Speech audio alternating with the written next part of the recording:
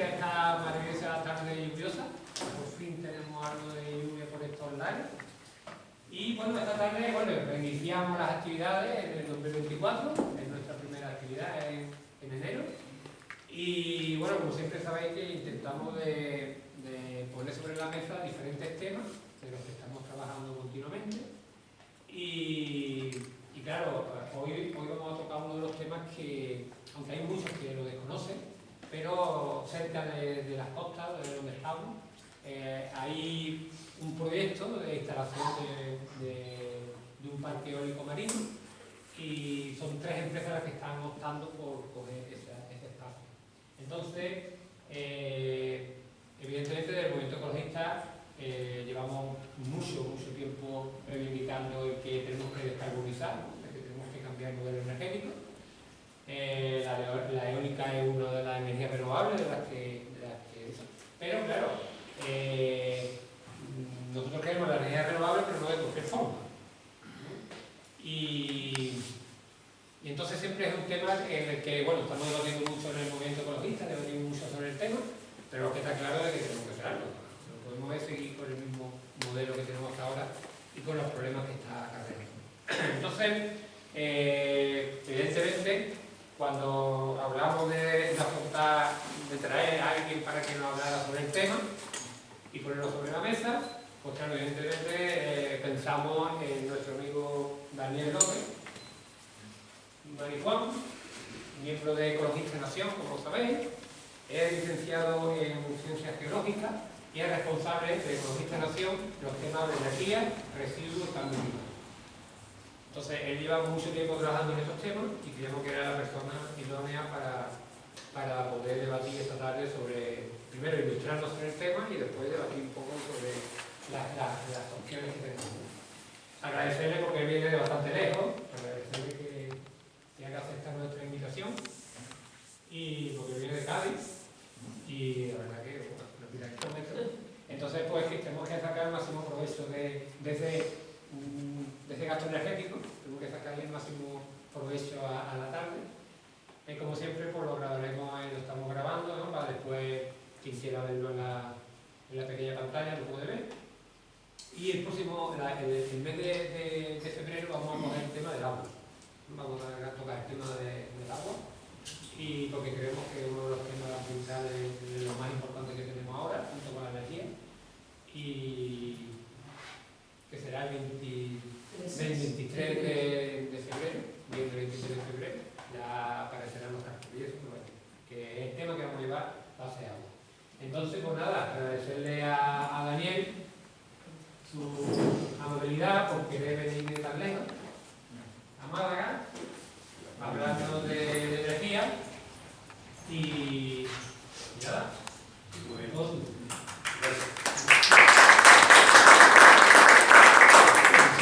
Bueno, pues gracias por venir en esta estupenda tarde lluviosa, que inconveniente ninguno, al contrario. Y nada, vamos a meternos en materia, un tema realmente muy controvertido a nivel del movimiento ecologista, a nivel general, como es el tema de la eólica y más en particular la eólica marina. Y más en particular todavía la eólica marina flotante, que es la última que está pegando fuerte, ¿no? Y hay varios proyectos al respecto, ¿no?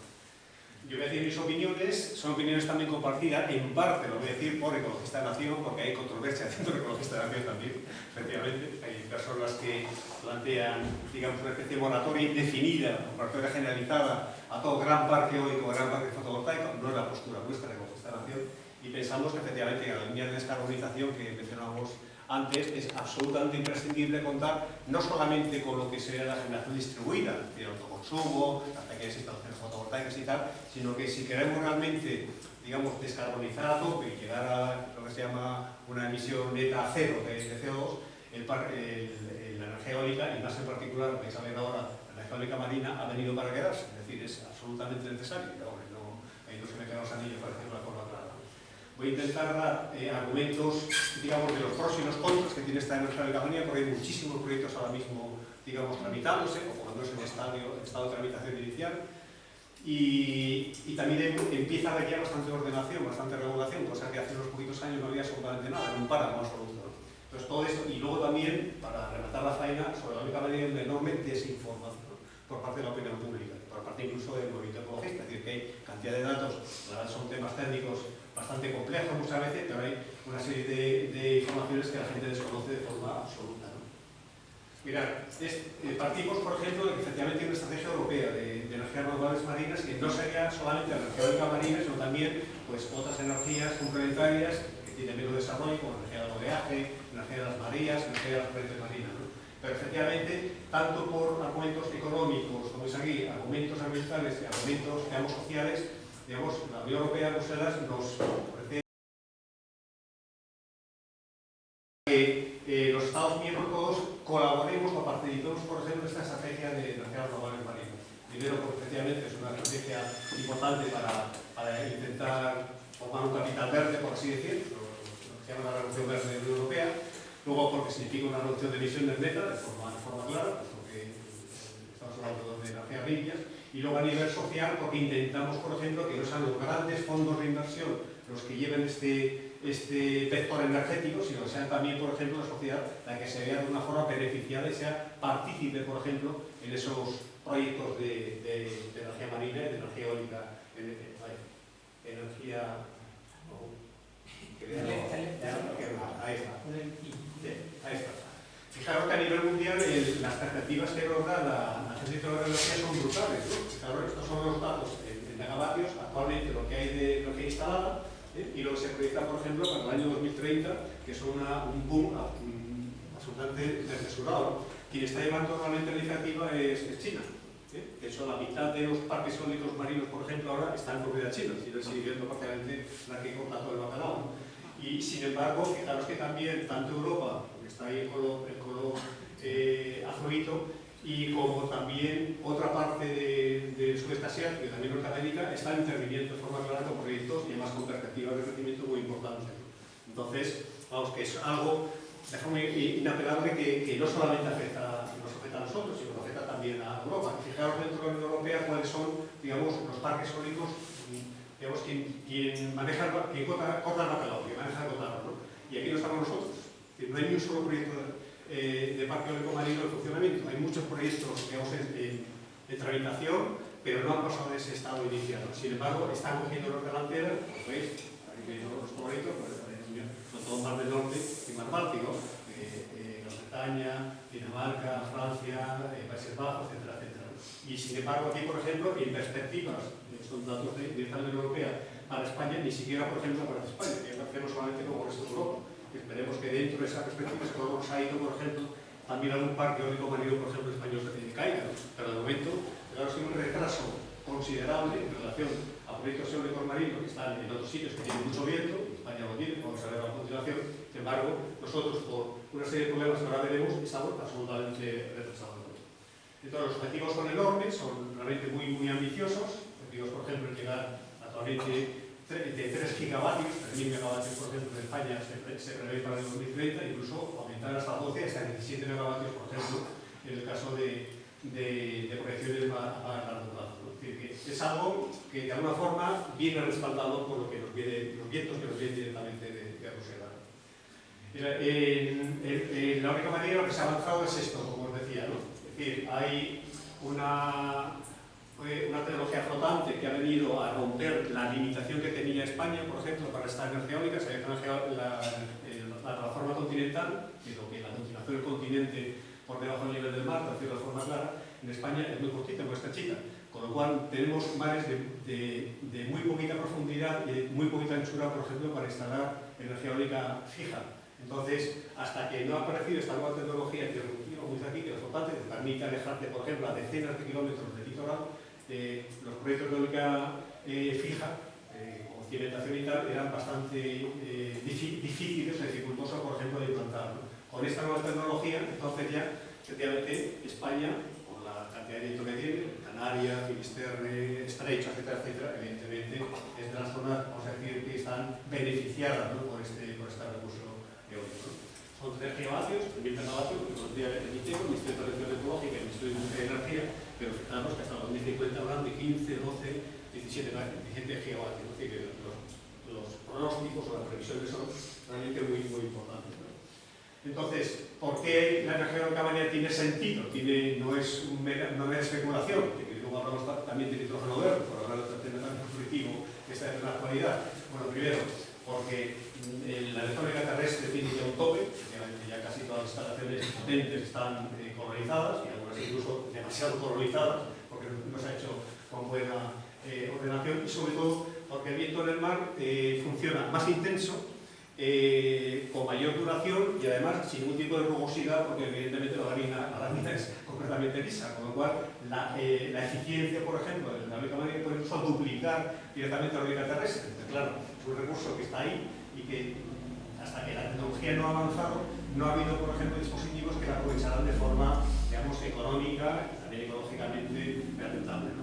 El viento laminar, sabéis que las rugosidades, la orografía, lo que hace es disminuir lógicamente el viento y hacerlo más turbulento, lo cual es menos eficiente, y evidentemente allí pues tenemos el viento a total disposición, por decirlo así, ¿no? Es el motivo fundamental.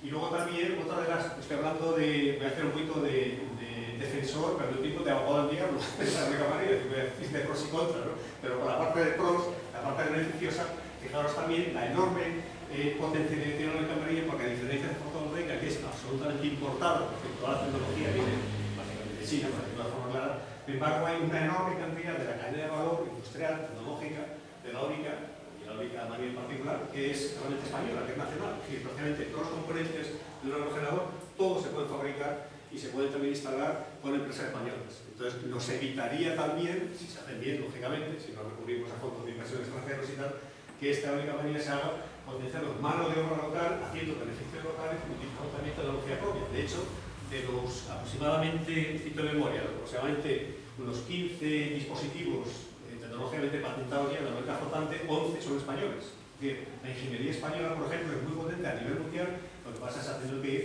directamente a instalar y digamos, a llevar ese saber hacer, ese know-how a Europa y incluso a otro que sea el mundo, porque en España no hay ninguna instalación, ¿no? Pero tenemos tecnología, tenemos conocimientos y tenemos también, tanto para componentes como para equipos y luego también para todo el montaje, aquí con el tema de autoridad portuaria, por centro de construcción naval, los ingenieros navales aquí tienen, la verdad, bastante desarrollo y tienen una capacidad, por ejemplo, para operar de forma enorme. Y luego serviría también, si se hace bien, y que siempre se condiciona, pues para, digamos, relanzar esa industria autóctona que está absolutamente disminuida en España y, sin embargo, sería un relanzamiento en sentido noble, por decirlo del término, ¿no? Es decir, de refugios mecánicas, metalurgia, suministros, reparaciones, mantenimiento y tal, se puede hacer, por ejemplo, directamente en nuestro país, ¿no? Y en nuestra región, incluso en nuestra comunidad, por decirlo de forma clara, ¿no?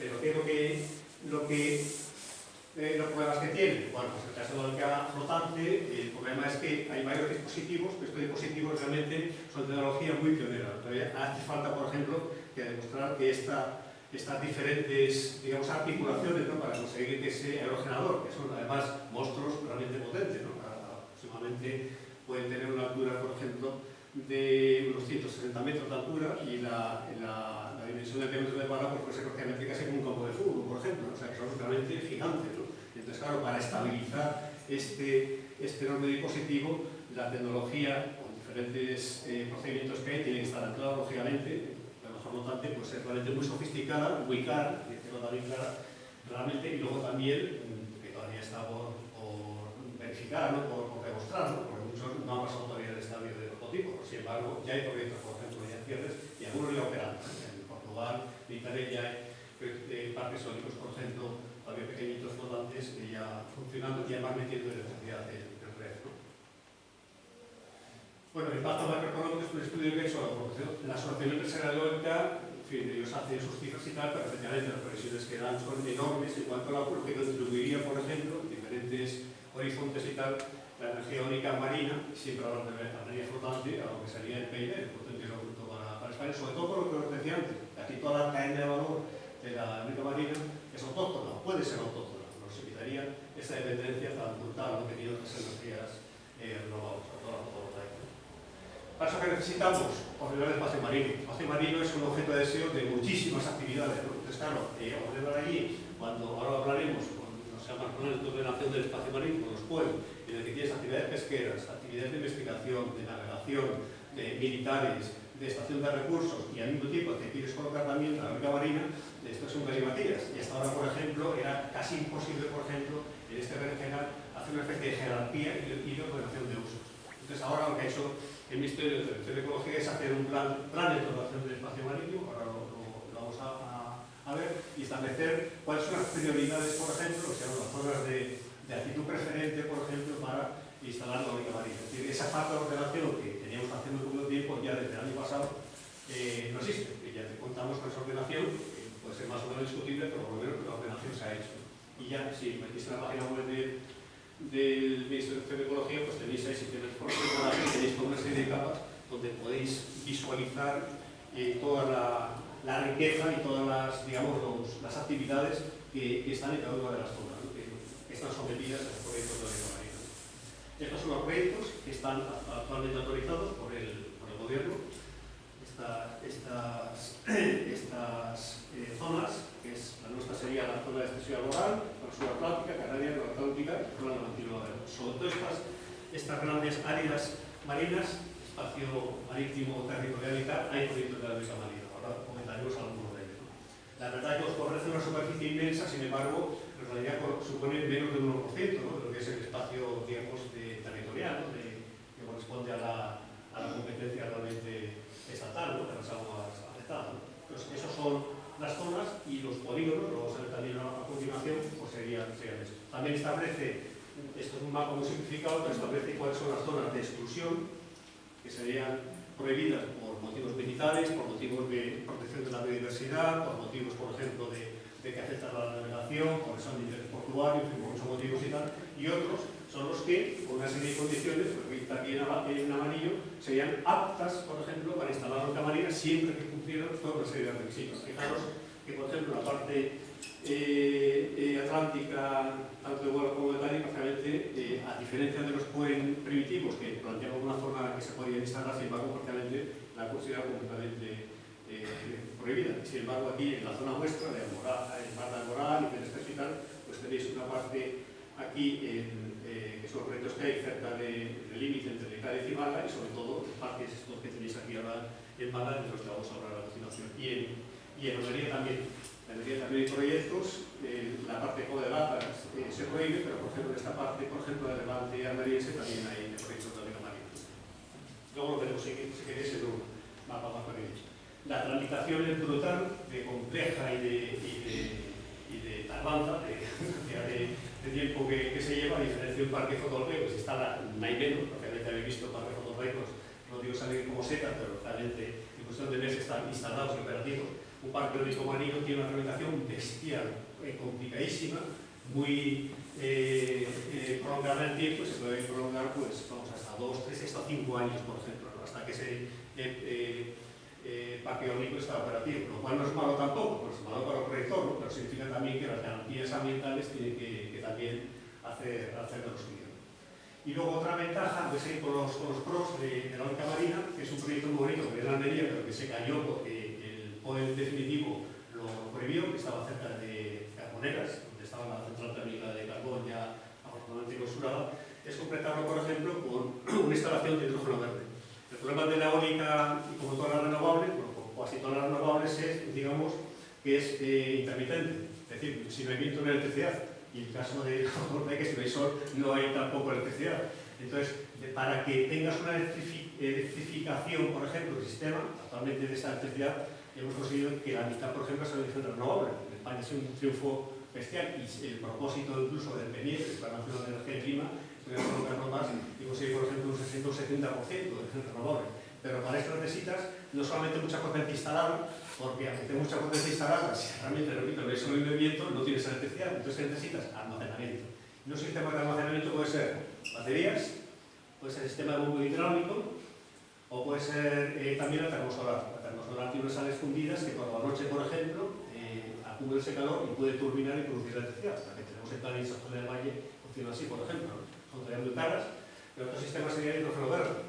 Si tú, por ejemplo, esa electricidad, cuando tienes viento a tope, incluso cuando tienes más producción que demanda, la puedes meter, por ejemplo, en un electrolizador y convertirlo en hidrógeno, rompiendo la molécula de agua, como sabéis, haciendo la hidrólisis, tienes una potencia, por ejemplo, de hidrógeno acumulada, que luego lo puedes poner a voluntad cuando el hidrógeno sea más caro, cuando más te interese, o meterlo en red, o utilizarlo como materia prima. este proyecto era muy bonito, que es el proyecto Mar de Ágata, esta ganadería, y además era con una empresa almeriense, el proyecto de hidrógeno verde, pero se cayó y este ya está totalmente olvidado. Pero bueno, lo cito para que veáis que tiene también entre las sinergias o las partes positivas de la eólica marina que se puede complementar, por ejemplo, con sistemas de almacenamiento de este tipo. Incluso la hidrogenera ponerla directamente en una plataforma flotante, pues está, por ejemplo, está en el mar, cosa muy curiosa.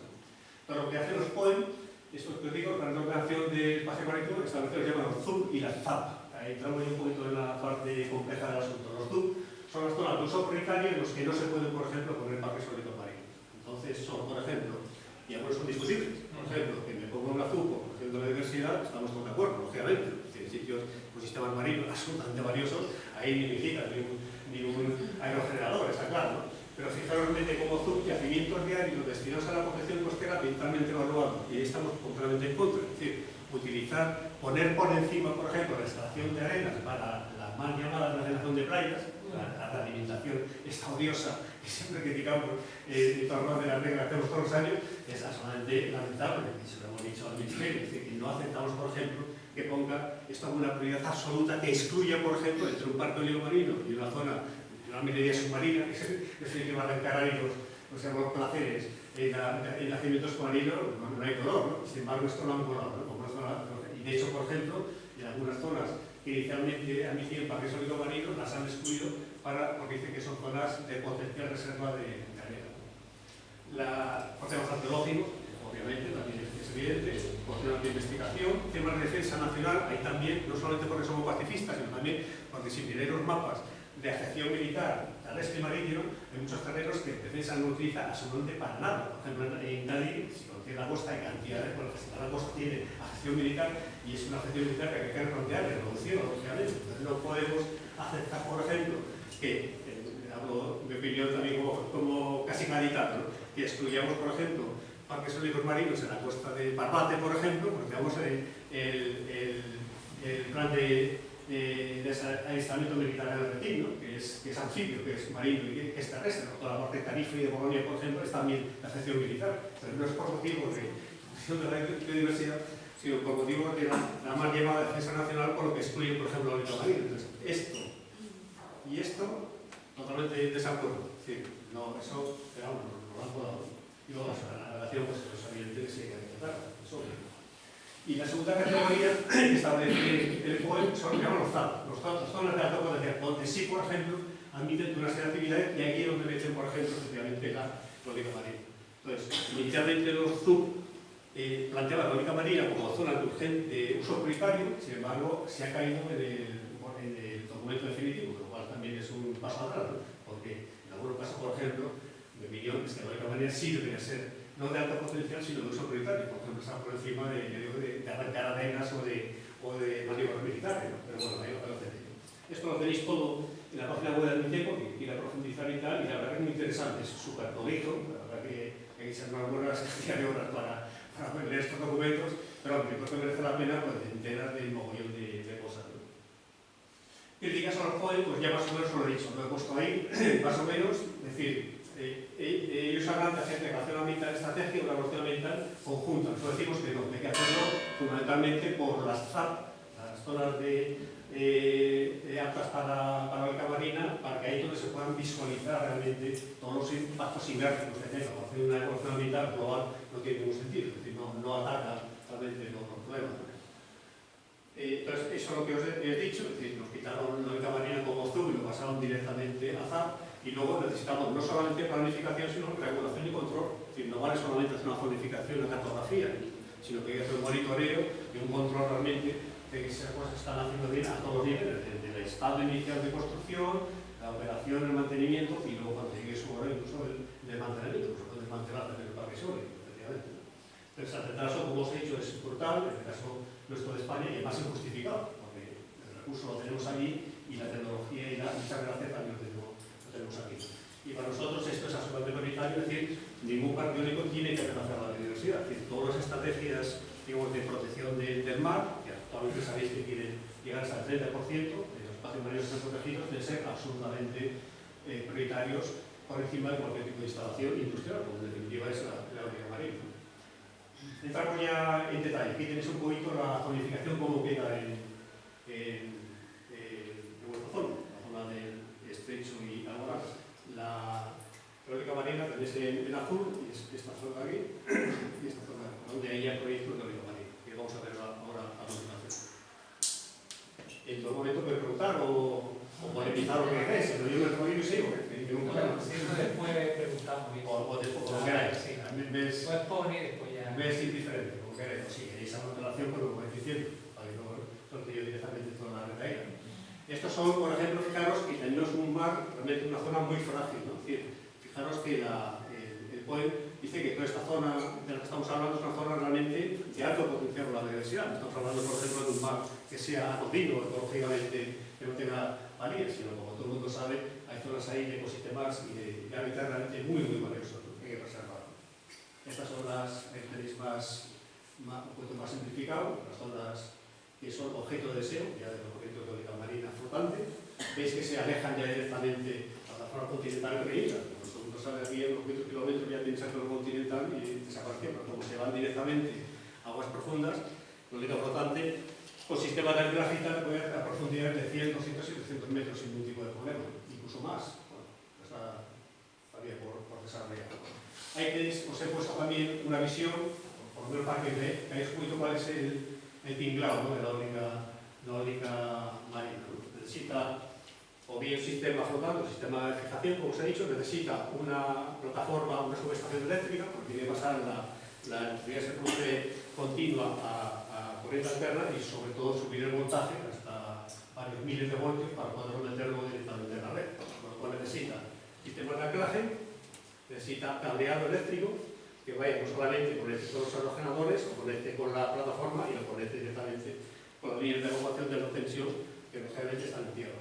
Ahí este es el mismo modelo, tenéis más o menos la plataforma, la subestación, todo el parque eólico simplificado y directamente ya a la red de distribución, que es una red de alta tensión, que es la forma óptima de distribuirlo.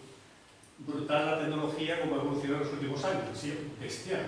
Cuando además en Cádiz fuimos pioneros, aquí los primeros parques eólicos se pusieron en Tarifa, ¿no? Y eran parques horribles, pequeños, estos directamente completamente nocivos para las aves, por lo que pusieron las líneas de cumbres de toda la sierra de Tarifa, con lo cual la mortalidad de aves era absolutamente bestial, el giro de las aspas era absolutamente rápido, ahí no se salvaban ni Dios, y entonces al final se han conseguido totalmente ruidosos y se ha conseguido la tecnología avanzar pues, de aerogeneradores que al principio eran de 200-300 kilovatios, llegan ni a 1 megavatio. Actualmente yo he visto ya que los chinos ya tienen aerogeneradores de 17 megavatios, que son auténticos monstruos. Son mucho más eficientes, mucho más silenciosos, mucho más menos veloces en el giro de las palas, de las aspas, y bueno, la tecnología y se ha avanzado lógicamente también el proceso de construcción. Y luego también lo que se ha hecho muchas veces que se llama el repower y la representación, es decir, y lo están haciendo también en Tarifa, es decir, aerogeneradores obsoletos de hace muchos años y realmente muy impactantes se están arrancando, se están quitando. Y, por ejemplo, pues 20 o 30 aerogeneradores pequeñitos se sustituyen, por ejemplo, con 2 o 3 aerogeneradores de estos grandes, con lo cual minimizas también el impacto ambiental y lo hace más eficiente. Esto ya, algunos ya creo que lo hacen.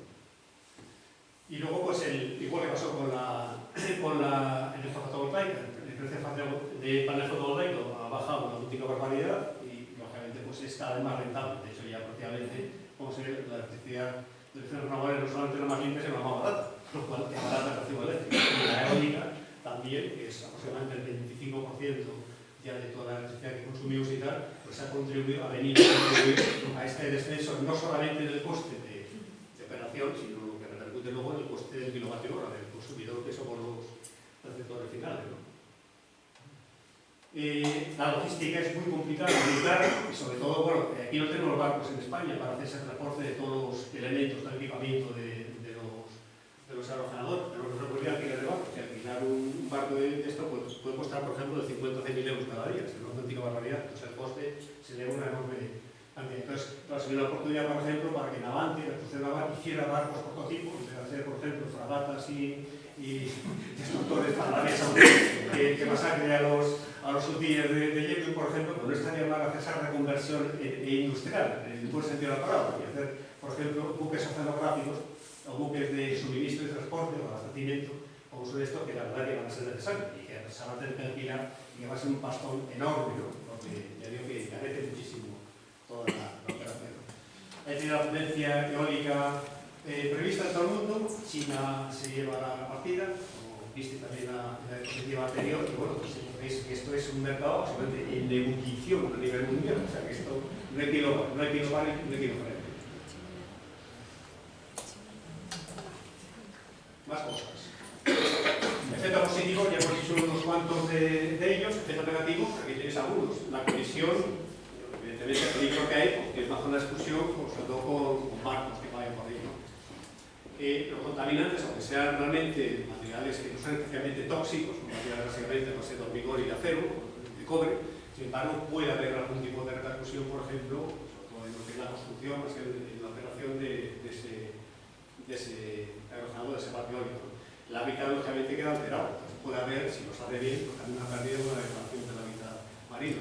Y sobre todo puede afectar no solamente a las aves que cruzan las rutas marítimas, que muchas de ellas, por ejemplo, son aves planeadoras, y sobre todo la parcela balear y la parcela cenicienta, los ornitólogos aquí lo saben, y entonces, en este caso, interfieren directamente con las rutas que vienen de Baleares, por ejemplo, atraviesan todo el mar de la Boreal, el estrecho, y se van directamente para África, ¿no? O, por ejemplo, el caso también de la interferencia en los cetáceos. Esto es más problemático y todavía hay que investigar mucho más, porque no se sabe. Los cetáceos se mueven por ecolocación, y entonces ese sistema de radar, de sonar, puede interferir también, por ejemplo, sobre todo la parte más de operación, sobre todo de construcción, ¿no? Puede alterar también o modificar sus patrones de comportamiento. Entonces hay que estudiarlo y tiene que estar incorporado al estudio comportamental y el sueldo, porque evidentemente el parque no se lleva a cabo. Los sindicatos están moviendo ficha, para que veáis aquí todo el mundo se está moviendo, y bueno, la verdad que en este caso digo, gente no he dicho ni modo, pero la Comisión Obreras sí está en la línea, por ejemplo, apoyar lo que es importante y en esta línea, ¿no? Esa es una oportunidad realmente de hacer lo que se llama la transición ecológica justa, ¿no? Decimos los ecologistas, es decir, que sean los al margen, sino con la participación y el protagonismo, digamos, de los agentes sociales. Y sobre todo porque yo creo que he comentado antes, es decir, que toda la cadena de valor puede ser perfectamente beneficiado. Cuando esta metodología está en cada caída, sobre todo aquí en Andalucía, vamos a decir, y sobre la parte de ingeniería civil, consultoría, toda la industria portuaria, etcétera, pues la verdad que hay un potencial, por ejemplo, para crecer y además crecer de forma sostenible, realmente muy importante. Si tanto ya lo hemos dicho, lo hemos comentado, yo os he traído los ornitólogos están muy preocupados por la eólica marina, y os he traído también un estudio que han hecho dos profesores de la Universidad de Cádiz, los colegas nuestros y tal, pues están preocupados especialmente porque no está suficiente investigación, ni siquiera por ellos. O sea, que muchas veces no saben, porque es totalmente novedosa la tecnología, qué repercusión puede tener, sobre todo las aves marinas y las áreas marinas estas predadoras. O sea, la información es muy escasa y además es muy poquito actualizada. Es decir, de dar informes, incluso informes de bastantes años, que es decir, informes muy pormenorizados y muy actualizados también. Lo mismo que la fotovoltaica. Muchas veces los informes ornitológicos que plantean son informes de pura bibliografía. Eso lo es. Hay que hacer estudios muy pormenorizados que pueden durar 1 año o 2 años, por ejemplo, que es una información de primerísima mano y de alta calidad para garantizar que no va a haber repercusión de la fauna. Y esto pues, es un incógnito, es un tema que está por resolver. Otra incógnita también son los cables. Los cables, por ejemplo, no están lógicamente anclados, sino que llevan con sus oscilaciones y entonces todo el viento del mar puede provocar un efecto barril, porque alguna parte, por ejemplo, va enterrada, sobre todo la parte más cercana ya a la entrada al continente a tierra. Sin embargo, esta parte, por ejemplo, también pues, puede interferir directamente a la ruta, por ejemplo, de cetáceos. Pero los cetáceos tampoco son tontos y tampoco me gusta lógicamente no van a asustarse contra el cable. Y luego lo que muchos adversarios de la eólica marina aducen para rechazarla, que es el impacto del campo electromagnético, la verdad es que esto está resuelto, porque la cantidad de protecciones que tienen todos esos cables, que son bestiales, minimizan y la radiación que se ha medido, por ejemplo, en los poquitos metros de los cables, por ejemplo, es perfectamente, lo digo despreciable por muy pequeñito, o sea que no es el impacto fundamental, es los otros y lo que estoy diciendo. Ahí tiene más o menos, como funcionan las subestaciones, el agregado es brutal, es un impacto realmente serio, pero hay que tenerlo en cuenta. Tiene un helipuerto normalmente para tener suministro, porque los parques eólicos necesitan lógicamente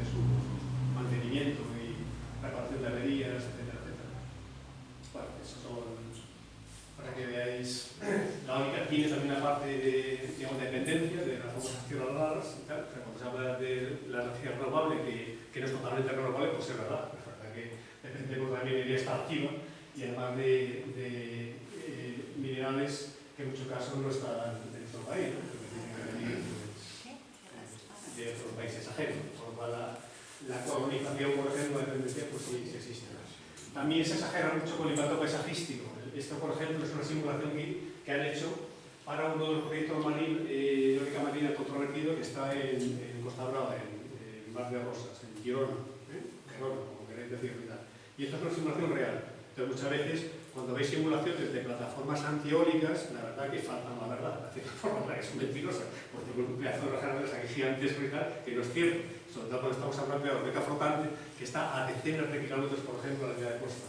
Entonces, este impacto era, por ejemplo, el que los amigos del Cabo de Gata adujeron para rechazar el parque eólico que decía de Mar de Gata. Y a mí no era el impacto fundamental, me parecía que el impacto era sobre el parque natural del Cabo de Gata. Yo decía, será el impacto desde el Cabo de Gata, que decía antes, sobre todo por la noche, esos arrojadores iluminados. Los arrojadores no impactan directamente en el Cabo natural del Cabo de Gata. Y también es bastante lamentable, comentar con algunos de vosotros y tal, que frente a la poquísima oposición que hubo con la central térmica carbonera, esta es la más contaminante de toda España, que arrojaba 6 millones de toneladas de CO2 al año, la posición ecologista ha sido mínima, reducida. Sin embargo, la tangana que han montado por este parque que le viene a sustituir, además que el proyecto este era muy interesante porque aprovechaba gran parte de las instalaciones que dejó Endesa. Pues la subestación, por ejemplo, que era Endesa, térmica de carbono. Obviamente la carretera no, todo el cableado y todo el nudo de evacuación eléctrica era de Endesa, pero tiene todo el sentido del mundo, por ejemplo, y era un proyecto que decía también que lo completaba con hidrógeno verde, ¿no?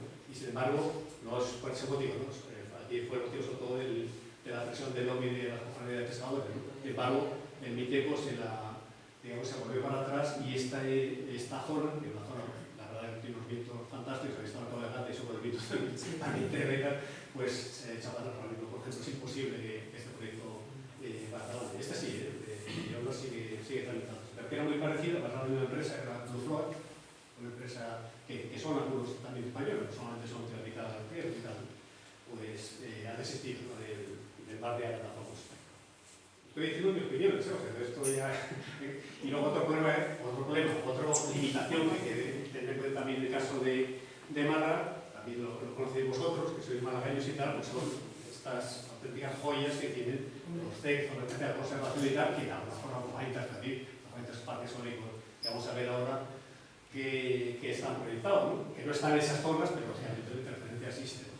Este es uno de ellos, como conocéis, el de Terra de Málaga, 500 megavatios, que como tramita ferroviaria, una conocida y vieja adversaria nuestra y tal, buena gente eso. Y bueno, pues ahí luego ya en el debate si queréis podemos decir que nos parece. Yo os doy solamente la información, está la información disponible y se ha sometido en el estudio preliminar, se llama, a la información pública, porque le queda mucha tramitación, o sea, no creéis que esto está apagante y tal, ¿no? Bueno, pues serían, todos son flotantes y 500 megavatios y tal, y luego tiene está animada, por fijaros que la evacuación, en muchos casos iría, por ejemplo, a la parte de Icar, que el río está en San Roque, en el campo de Verdad, o sea, también somos nosotros de una forma afectados, ¿no?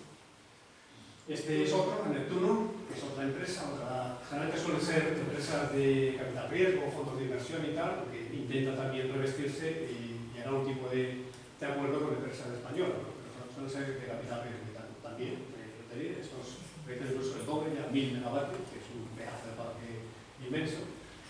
Y bueno, pues los datos, inmobiliarias paralelas, tal, fijaros la profundidad, y todo, en fin, el riesgo es brutal, porque no hay tecnología también que haya conseguido, por ejemplo, hasta ahora, pero los ingenieros también pueden saber muchas cosas, ¿no? Pero que a nivel de profundidad pongas un pedazo de instalación con ese tonelaje gigantesco y que lo mantengas firme y que no se mueva, porque claro, ahí tiene influencia los vientos y tiene influencia las corrientes y el oleaje. Entonces, a ver cómo esa hidrodinámica y aerodinámica y tal lo consigues estabilizar, sin embargo, bueno, con la tecnología, desde luego, por lo que se ha avanzado en ellos, ¿no? O sea, que no hacen allí algo directamente que sea temerario, por así decirlo. Ahí tenéis la ubicación, ¿no? Para que os hagáis una idea de cómo iría la cosa. Siempre se pone intentando coger el viento, que en este caso pues, o levante o oriente, como sabéis y tal, tenéis el Neptuno este famoso, ¿no? La Victoria, otro proyecto también también aproximadamente de 1000 megavatios, o sea que veis que Málaga ha sido de las, no sé si decir, afortunadas o damnificadas. Cada uno que lo considera. Aquí tenéis el cronólogo yo, y ahí vosotros tenéis que pronunciaros, porque yo digo mi opinión, pero vosotros son los que tenéis que manejar, votarlo y decir qué opináis al respecto y tal. Pero hay que, yo siempre lo digo, de hecho, esta mañana, por ejemplo, tuve una reunión online cuando veamos los 5 grupos ecologistas grandes, para sacar un documento, que se me ha pasado a libro y tal, así que no lo podéis sacar, y el documento de consenso, y cuáles son las condiciones estrictas que ponemos los 5 grandes grupos ecologistas, WWF, Greenpeace, Amigos de la Tierra, SEO y nosotros, para que la única manera se haga con criterio y con sensatez y tal. Y no es negacionista, o sea, no es negar la mayor, sino decir condiciones que deben cumplirse. Y estos proyectos tienen que cumplir, que si no lo cumplen, pues evidentemente al carajo, no pueden salir tramitas adelante. Y fijaros yo no me he leído todos los proyectos, porque la verdad que son miles de páginas de lectura y tal, ¿no? Pero así sacando, te quedas con unos párrafos que te quedan un poquito los ojos chiribitas, ¿no? Con estudio preliminar, que voy a reconocer yo, por ejemplo, que el inventario mental que ellos publican y tal, se haya realizado exclusivamente a base de fuentes bibliográficas, es decir, que han hecho simplemente un copia y pega de lo que está publicado y tal, y eso lo lanzan ahí directamente a beneficiar de la tramitación ambiental. Eso no es, lógicamente, pero bueno, por lo menos esta gente es muy rara y la consultora que se lo ha hecho lo confiesa, lo reconoce. Sí, sí. Ahí tenéis también cómo interferiría, por ejemplo, sobre todo sobre líneas de evacuación, que eso es la más importante, plantear diferentes posibilidades. Conocéis también la parte Marlene, que es también la parte gaditana, en castellano, en los valores y tal, y esas líneas de evacuación no solo tienen impacto, lógicamente, tenemos de eólica marina, tiene impacto en tierra, lógicamente, porque tiene que tratarse con las líneas de extensión. En caso habrá que ampliarlas, modernizarlas, duplicarlas, y que el impacto terrestre hay que considerar también a la hora de hacer la evaluación del impacto. Como dice Juan, la lentilla de Eso es otro que tienes que evaluar impactos, si son asumibles o no son asumibles, o si están justificados o no están justificados, ¿no?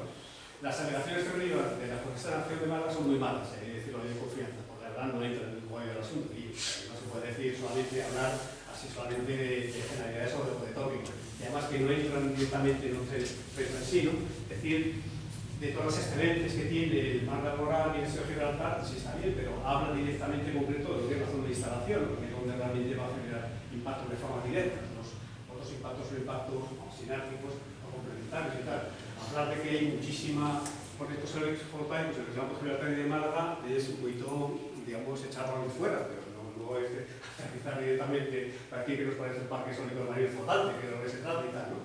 No dice que no tiene en cuenta la estrategia marina, la demarcación marina de extensión de la Guarna, eso no es cierto. Es decir, todos los proyectos tienen que pasar directamente y si no superan toda la zonificación y la reserva que tiene toda la diversidad, que ya habéis visto que son ZUP, o el uso prioritario, evidentemente se les tumba directamente. ¿Sabes? Y luego que empezará sobre la pesca de bajura y artesanal, eso hay que demostrarlo también. En este caso, por ejemplo, no están directamente sobre ganaderos de pesca, pero tenemos ahí un problema, que es que los ganaderos de pesca muchas veces no están suficientemente reconocidos e inventariados. Pasaba, por ejemplo, en Galicia.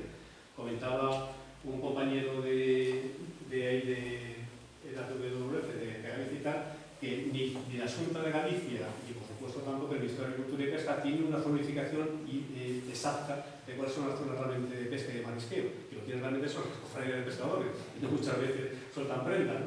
Pero hace falta ahí un poquito de transparencia, es decir, ver realmente cuáles son la pesca de bajura artesanal y sobre todo en muchos casos, si hablamos ya de pesca de arrastre, en mi opinión particular, entre pesca de arrastre y parque eólico marino, yo prefiero parque eólico marino. Pero bueno, cuando yo digo que los arrastreros, por ejemplo, están desalpados, pero que hay muchas pescas de arrastre, por ejemplo, es insostenible, que es los impactos brutales, y mejor, por ejemplo, incluso antes se les dé indemnizaciones a esta gente y tal, o sea, se incorpore, por ejemplo, al proyecto eólico marino, porque la pesca de arrastre, como podría, por ejemplo, en el Cazolero, la pesca de arrastre, mucho mejor el parque eólico marino de carboneras que no, por ejemplo, mantener todavía esa pesca que es altamente impactante y realmente con un futuro que desde la estrategia de pesca que viene también de Bruselas, que es bastante limitado. Okay. Ahí tienes otro más, ya nos metemos ya más al oriente, este de Granada, que también genera muchísima oposición, es una más cerquita también de la costa, ya cerca también de Alba, de Almería, así que veis que estamos absolutamente sembrados de proyectos de parques eólicos. Ahí tenéis otro también, Capital Energy, una de las empresas y potencias de energía eólica y energía también fotovoltaica. Entre los 500 y los 1000 megavatios, depende mucho de la ambición que tenga esta gente. Y tenéis otro, y seguramente se me escapa alguno, o sea que tampoco tenía acceso a. Pero vamos, por lo menos el Ministerio va metiendo en su página web, el Ministerio de Transición Ecológica en su página web y tal, son estos que estamos aquí identificando y tal. Está muy cerquita también de que os decía, no sé qué os decía antes, el de carbones, es otro, el más reciente.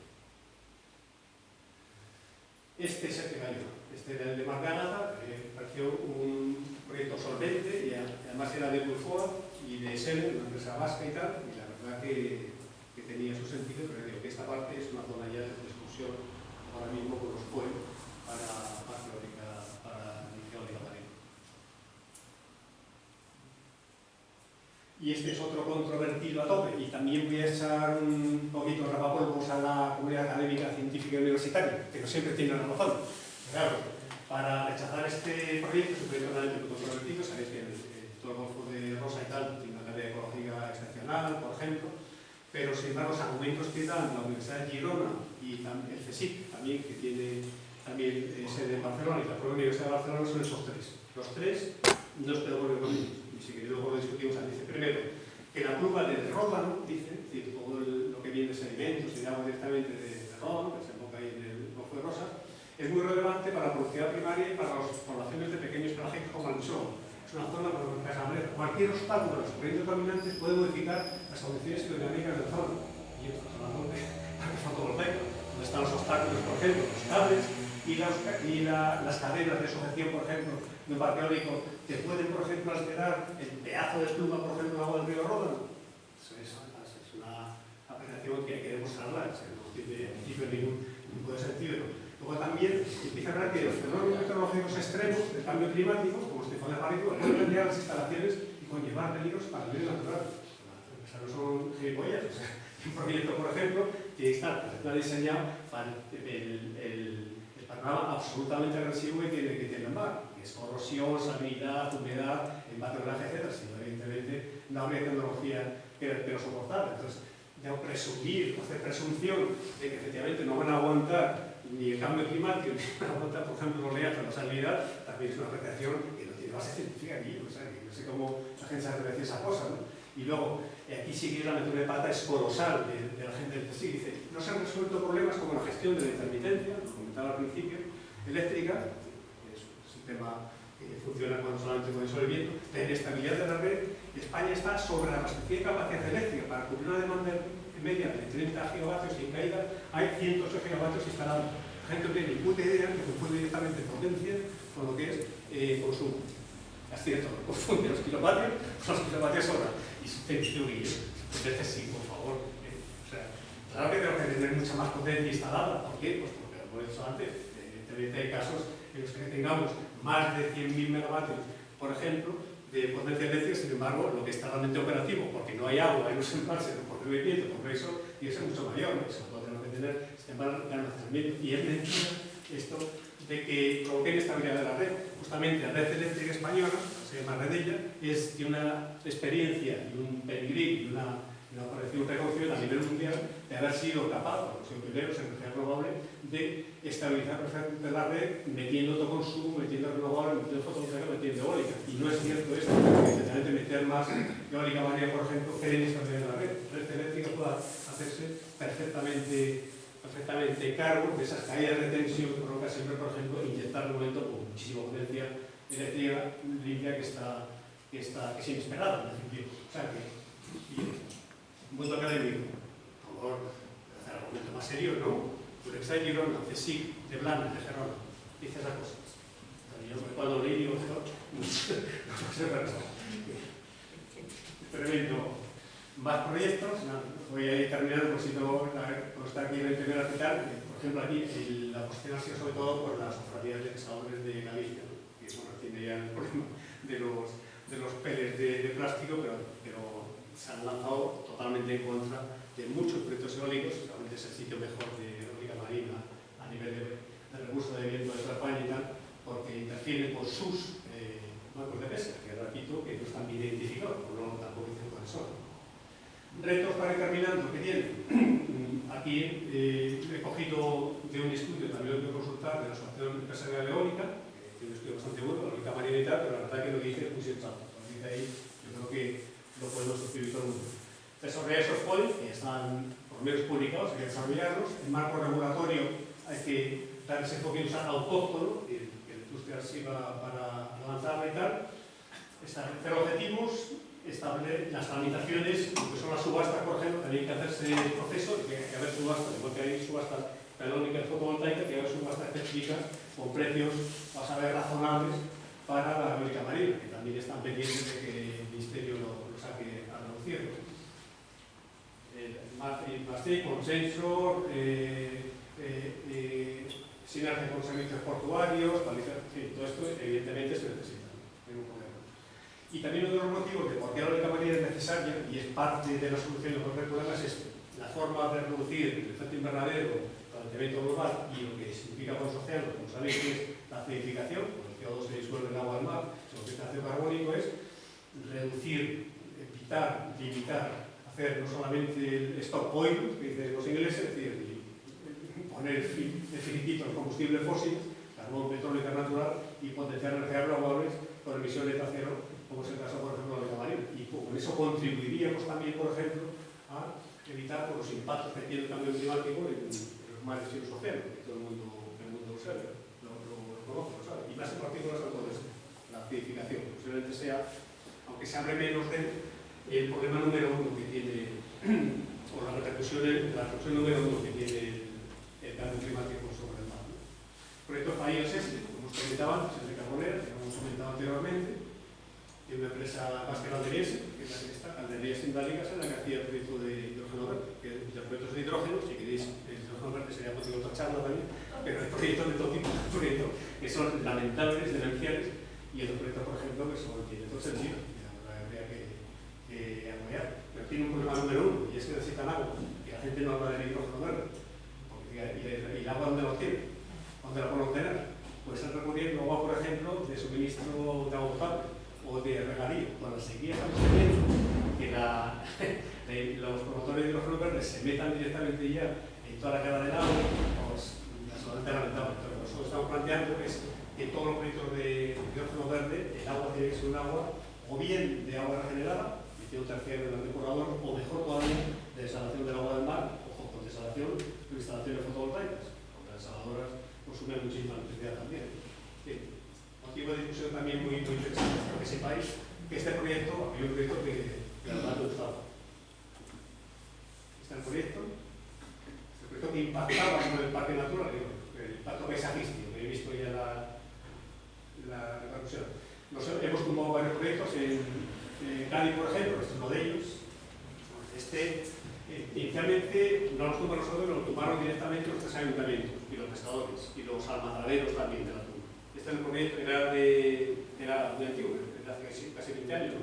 Estaba, si conocéis Barbate, frente a Barbate, era fijo y muy ambicioso, a 1000 megavatios, 1000 megavatios y aquí directamente los tres ayuntamientos se pusieron en contra, de Barbate, de Poniles, de Vejer. Entonces, montó una tangana terrible, lo defendimos solamente Greenpeace, Oceana y Ecologista de Nación, y literalmente Chávez y la Junta de Andalucía se bajó los pantalones y al final se plegó al lobby de las pescadores, que me dicen los promotores lo que pedían directamente el impuesto revolucionario, que estaban dispuestos a hacer el proyecto si les inyectaban directamente pues, un buen porrón de millones de euros.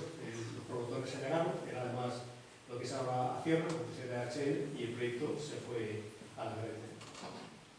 Es un proyecto que es mucho más insostenible, que pareció incipiente también, y además auspiciado por la UNCA, la Universidad de Cádiz, que es el que entonces era rector y tal, también generó muchísimo rechazo, pero en este caso el rechazo estaba justificado por estas cruces del mar. Esto afectaba literalmente a la zona de tránsito, nada menos que de la tijauna que viene del Parque de Doñana, que no sé, está muy cerquita de Salud de Doñana, ¿no? Entonces es un proyecto totalmente inviable. Entonces esto estaba propiedad de una empresa cordobesa, que es ACER, un parque fotovoltaico, y tenían el apoyo también del Ayuntamiento de Chiclana. Pero este no tiene sentido. Este lo hemos tumbado nosotros, que lo tramitaba Teofila Martín, la autoridad portuaria, que estaba enfrente literalmente de la caleta, que no tenía absolutamente ningún tipo de sentido. Era un proyecto delirante, ¿no? Muy valioso además, y además luego resulta que afectaba directamente, estamos hablando del puerto de la Belgrade, a la zona de navegación, con lo cual la viabilidad era completa, ¿no? Y luego este sí transfería de forma clara, lo dijeron los ornitólogos de la boca con la zona de navegación del mar, es decir, que el proyecto no tenía absolutamente ningún asidero al que agarrarse, ¿no? Y el proyecto pues, no pasó de sacarlo a la prensa y someterlo a estudio inicial, ¿no? Esto es un foro que se ha surgido por parte de las empresas. Están dispuestos, por ejemplo, a hacer concesiones, pero concesiones en el sentido de control social y de participación directa. Lo que le hemos planteado en el documento que os he pasado, el G5, es hacer un fondo público que, financiado lógicamente por los promotores y tal, que sirva, por ejemplo, para que todos los beneficios económicos de estos parques eólicos marinos repercutan directamente sobre las poblaciones locales. Otra posibilidad sería que interviniéramos también en la accionariado directamente de las empresas, pero eso dicen ellas que ni visita. Pero, por ejemplo, una repercusión, por supuesto, en el empleo, pero que los municipios, en vez de las típicas, digamos, rebajas en el IVA o en el IBI y tal y cual, sino directamente beneficios directos, la verdad estaría muy bien, porque es la forma también de que la gente se implique en ello. Las exclusiones que planteamos pues, son las que podéis imaginar, ya lo hemos dicho, y de hecho está de una forma recogido también los POE, porque ahora ya las zonas rojas que veis en el mapa anterior, las zonas en las que no se debe y se puede con el parque eólico. Está claro que ahí estamos todos de acuerdo. Y exigencias, pues más o menos algunas las he ido planteando. Lo de la biodiversidad es absolutamente sagrado, no puede haber ningún tipo de amenaza a la biodiversidad de ningún tipo. La acción básica hay que minimizarla, la verdad que para niños el impacto fundamental puede ser inaceptable. La tecnología, pues estamos absolutamente colonizados, hay que procurar que sea autóctona, que sea nacional y que sea efectivamente dando empleo a empresas y al mundo laboral, digamos, de proximidad, de cercanía.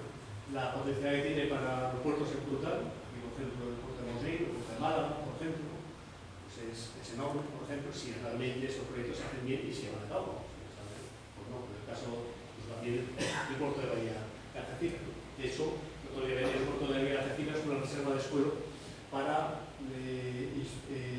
equipamiento, suministro, logística y tal de futuros parques eólicos marinos. O sea que ya se está moviendo ficha también la autoridad portuaria, ¿no? Y entonces efectivamente hay negocio. Y luego eso, que los beneficios no son solamente las típicas medidas compensatorias, un mecanismo bastante perverso, que sean beneficios directos.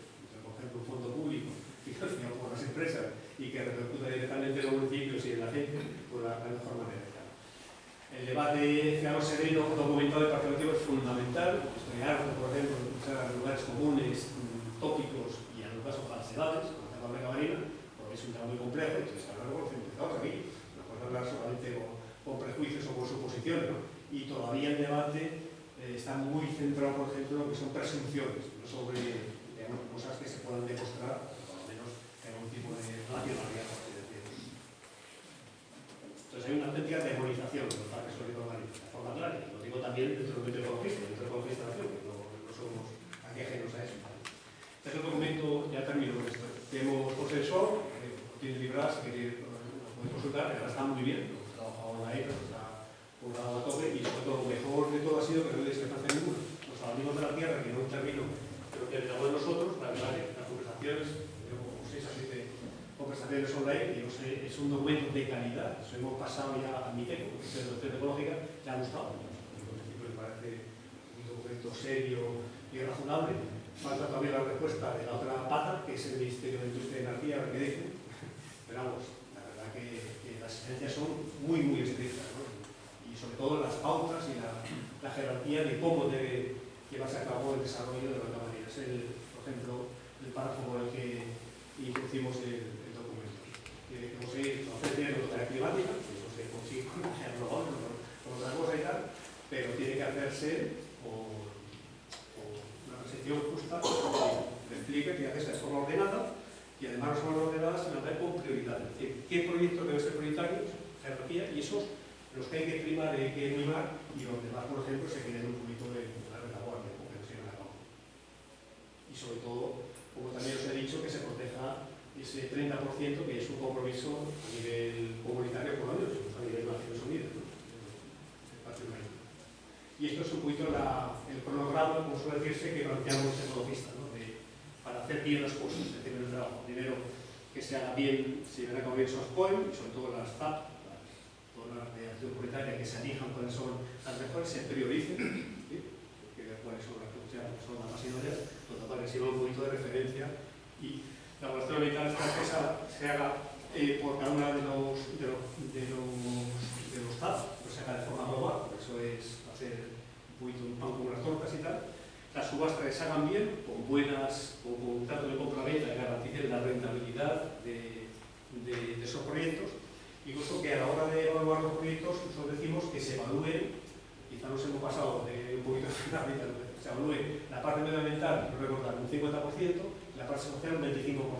Solamente la parte económica y tecnológica está el 25% restante, como decir, mucho. Pero se lo dijimos a la Asociación Empresarial de Eólica y nos parecía en principio normal. O sea, fijaros que estamos poniendo el listón muy alto. La mitad de los ítems, de los indicadores para sacar adelante un proyecto de parque eólico debe ser una criterio medioambiental. Y luego la cuarta parte que sea de beneficio social y beneficio. Pero bueno, esa es la forma de hacer la cosa.